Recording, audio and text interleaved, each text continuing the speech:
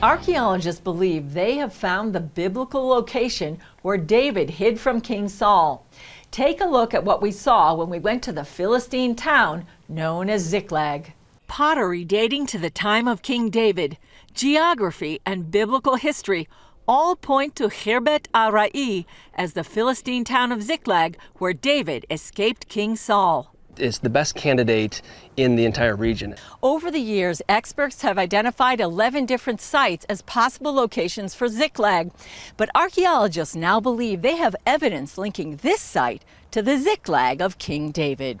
People debate about Tziclag already in the 7th century, so people really had interest about the site. If you're taking the biblical narrative, it's mentioned only in the time of King David. The Bible says David fled to Achish at Gath or Gat with 600 men and 2 of his wives.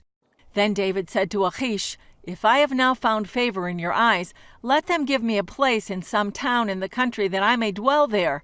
For why should your servant dwell in the royal city with you?" So Achish gave him Tziclag that day. Tziclag has belonged to the kings of Judah to this day. Achish and Gat are about half-day walk from here. Tziclag cannot be far away in the Negev, it had to be close to Gat. Then we are told that Tziclag became part of the kings of Judah. So it cannot be on the coastal plain near Ashkelon and Ashdod. It had to be here on the border between the lowland and the highland.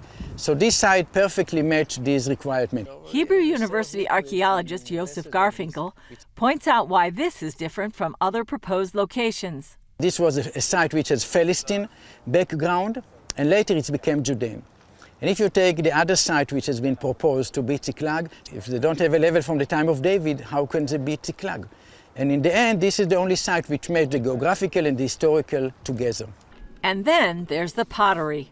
We are in the east side of the site, but it's magnificent because over here, this is the rooms that we found all the pottery vessels, the complete vessels, the massive destruction.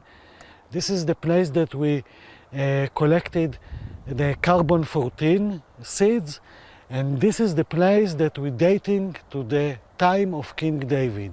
Workers here uncovered dozens of 3,000-year-old vessels. All these vessels and 70 others all came from the level that is dated by radiocarbon sample to the early 10th century BC. So you can see here vessels that maybe King David used them, maybe he didn't, but this is the vessels which were used in the time of King David. The Bible also describes the burning of Tziclag while David and his men were out at war. Archaeologist Sa'ar Ganor says even signs of that attack are clear.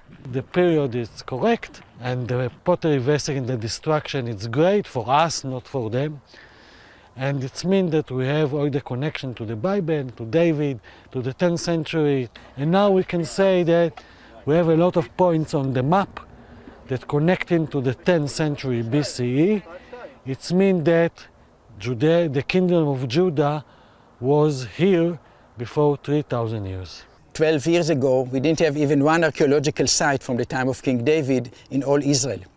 And then people start debating, maybe David never existed and he's just a mythological figure, or maybe he existed, but he was only a Bedouin sheikh living in a tent, so nothing was really left from his period. Now with this second site in the Judean hills linked to King David, Garfinkel believes more sites will be uncovered to support the history of King David and the biblical narrative.